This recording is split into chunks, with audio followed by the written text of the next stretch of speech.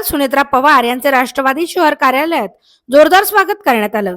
खासदार सुनेत्रा पवार यांची राज्यसभेवर निवड करण्याचा प्रस्ताव सर्वप्रथम राष्ट्रवादी काँग्रेस पार्टी पुणे शहर अध्यक्ष दीपक मानकर यांच्या नेतृत्वाखाली करण्यात आला होता। सुनेत्रा पवार यांची राज्यसभेवर निवड झाल्यावर पुण्यात फटाके फोडून ढोल ताशांच्या गजरात कार्यकर्त्यांनी जोरदार स्वागत केलं। तसेच यावेळी खासदार सुनेत्रा पवारांना केंद्रीय मंत्रिपद देण्याची मागणीही केली।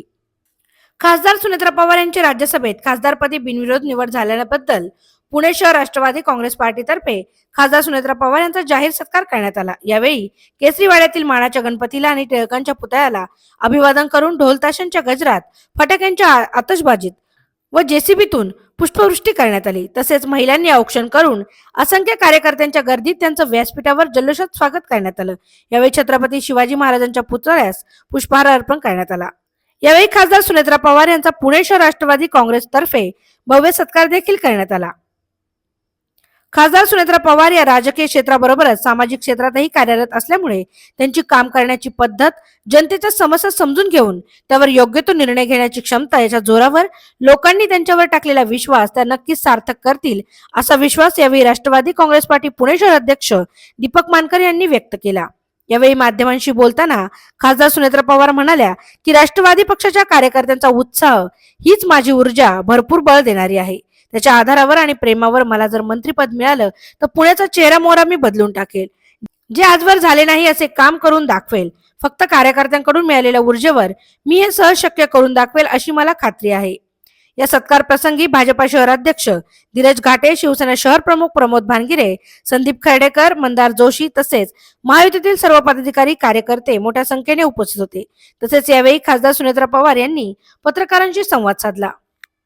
उपस्थित असलेल्या आपल्या सगळ्यांच्या लाडक्या बहिणी आदरणीय खासदार सुनेत्रा वहिनी अजितदादा पवार, सर्व पक्षाचे पदाधिकारी, उपस्थित सर्व कार्यकर्ते बंधू, बहिणींचं या ठिकाणी पुणे शहर राष्ट्रवादी काँग्रेस पक्षाच्या वतीने या ठिकाणी आपण स्वागत केलेलं आहे।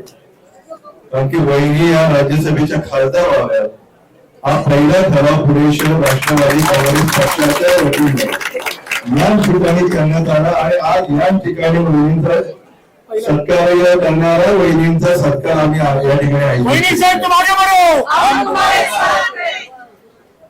या संपूर्ण वातावरणामध्ये वैयक्तिक कार्यकर्ता खऱ्या अर्थाने कार्यकर्त्याला ऊर्जा मिळालेली आहे। तुम्ही आपल्या जीवनकाळामध्ये 40 वर्षाचा जो कार्यभाग दादांबरोबर सांभाळलेला आहे सामाजिक बांधिलकीचा, आणि तो असा जपण्याची संधी पुरुष एकदा आपल्याला या ठिकाणी खऱ्या अर्थानं मिळालेली आहे। मी अधिक काही बोलणार नाही, परंतु पत्रकार बंधूंना मी विनंती करतो की आपल्याला वहिनींना या ठिकाणी त्या सदिच्छा देत असताना तुम्ही सगळ्यांनी देखील वहिनीची पाठराखण या ठिकाणी करावी आणि चांगलं काम करत असताना केंद्रातल्या राज्यमंत्री देखील वहिनींनी व्हावं ही अपेक्षा आमच्या कार्यकर्त्यांची देखील या ठिकाणी आहे। आदरणीय अजितदादांनी संपूर्ण महाराष्ट्राला गतिमान करण्याचं काम खऱ्या अर्थाने आपल्या आयुष्यामध्ये केलेले आहे। पुरोगामी महाराष्ट्र सर्वसामान्य कार्यकर्त्यांबरोबर कैलासवासी यशवंतराव चव्हाणांचा वसा जपण्याचा प्रयत्न दादांनी जसा केला तसा वहिनींनी देखील केलेला आहे। आज पुणे शहर राष्ट्रवादीच्या वतीने तुमचा सत्कार करण्यात आला। आपली पहिली प्रतिक्रिया काय? निवडणुकीला तुम्ही लोकसभेमध्ये सामोरं गेलात, दुर्दैवाने पराभव स्वीकारावा लागला, मात्र आज परत एकदा खासदार म्हणून तुम्ही त्यांच्यासमोर जाताय, आपली पहिली प्रतिक्रिया? आपल्या सगळ्यांना नमस्कार। आज मी आपल्या सर्वांनाच धन्यवाद देते। मला राष्ट्रवादी पक्षाने राज्यसभेची उमेदवारी दिली। राष्ट्रवादी पक्षाचे अध्यक्ष, प्रदेशाध्यक्ष, कार्याध्यक्ष, सर्वच पदाधिकारी, कार्यकर्ते सर्वांनीच या माझ्या पदासाठी भरभरून सर्वांनीच मान्यता दिली आणि आज आपल्या समोर मी खासदार म्हणून इथे उपस्थित होण्यासाठी सर्वांचं पाठबळ आहे आणि आपल्या सर्वांना मी मनापासून धन्यवाद देऊ इच्छिते. राज्यसभेचे खासदार म्हणून मला निवडून देत असताना आज ज्या ज्या कार्यकर्त्यांनी, ज्या ज्या पदाधिकाऱ्यांनी, ज्या ज्या सर्व तळागाळातल्या जनतेने माझ्या या पाठिंब्यासाठी, या निवडीसाठी तळमळीने प्रयत्न केले, त्या सर्वांचाच मी सुरुवातीला आभार मानते. आज माझ्या निवडीबद्दल राष्ट्रवादी पक्षाच्या या पुणे जिल्ह्यातल्या सर्वच माझ्या पदाधिकाऱ्यांनी जो माझ्या स्वागताचा इथे उत्साह ठेवलेला आहे, त्या माझ्या सर्वच कार्यकर्त्यांचा आजचा हा उत्साह बघूनच माझ्या या पुढील काळातील ऊर्जेसाठी, माझ्या बरोबर कामासाठी ही ऊर्जा हीच मला बळ देणारी असणार आहे आणि या ऊर्जेवरच मी माझं पुढचं काम करणार आहे.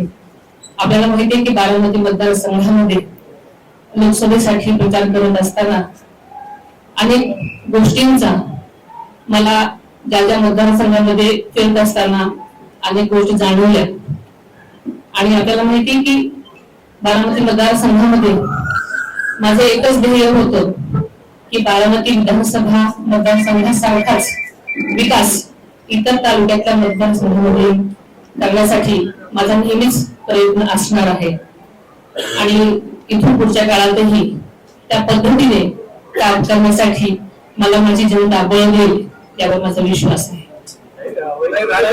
केंद्रात मंत्री व्हायला आवडेल.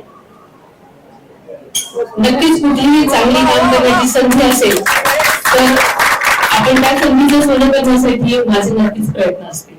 लोकसभेमध्ये तुम्ही सर्व मतदारसंघात फिरला, तिथे प्रतिसाद अतिशय चांगला होता असं सातत्याने सांगितलं जातं, पण जो पराभव झालेला आहे याची कारण नेमकी काय आहे, तर ती कारण शोधलेली आहे का, कुठे तुम्ही या प्रचारामध्ये कमी पडला?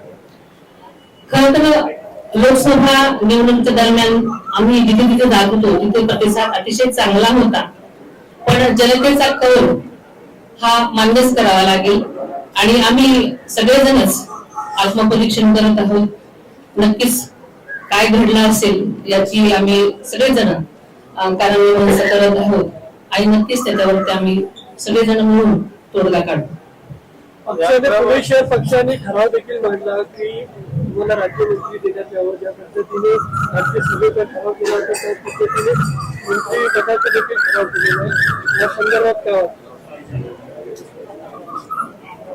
माझ्या पक्षातील लोकांचा हा मोठेपणा आहे की त्यांना माझ्याकडून भरपूर अपेक्षा आहेत आणि मला असं वाटतं की जर संधी मिळाली तर नक्कीच त्यासाठी प्रयत्न करणं आणि त्या संधीचं सोनं करणं माझं काम आहे आणि त्यासाठी मी जरूर प्रयत्न करेन. आता आपण म्हटलं की बारामतीचा विकास जसा मला सगळीकडे करायचं, त्याच बारामतीकरांनी तुमचं पाठक योगदान टाकलं. काँग्रेसच्या भारत झालं तुम्ही इलेक्शन भावनेवर आपल्याला माहितीये की आताच मी सांगितल्याप्रमाणे आम्ही याच्यावरती सगळेजण विचारमंथन करत आहोत, आत्मपरीक्षण करत आहोत आणि नक्कीच काय घडलंय याचा विचार करून येणाऱ्या निवडणुकीमध्ये आम्ही याच्यावर नक्कीच विचार करून पुढची वाटचाल करू आणि मला वाटतं की येणाऱ्या निवडणुकीमध्ये असं काही दिसणार नाही. विधानसभेच्या निवडणुकीमध्ये काय प्रयत्न असणार काय नक्कीच सगळेजण मिळून आता पक्ष, राष्ट्रवादी पक्ष, त्यांचे सर्वच वरिष्ठ नेते सगळेजणच हे सगळे ठरवतील आणि याच्यावरती पुढची वाटचाल करेल. खरं तर असं बोललं जातो बारामती लोकसभेला सुप्रियाताई आणि विधानसभेला दादा असं चित्र आहे, तरी पण आता काही जण नवीन दादा म्हणून इच्छुक राहिले, उमेदवारी लढायची म्हणतात, तुमच्या घरात काय आहे? मला असं वाटतं की प्रत्येकाला इच्छा असायला पाहिजे, इच्छा असाव्यात, शेवटी जनता ठरवेल काय करायचं. आता आपल्याच माध्यमातून हे रान उठवलं गेलं होतं, पण मला असं वाटतं की एवढं पार्थ बारामती रान उठवलं गेल्यानंतर हा व्यक्ती कोण आहे हे नक्कीच सगळ्यांनाच माहिती होतं. त्याच्यामुळे परत ही घटना घडली याची कारण मी मला वाटतं की त्याचं विचारमंथन झालं पाहिजे.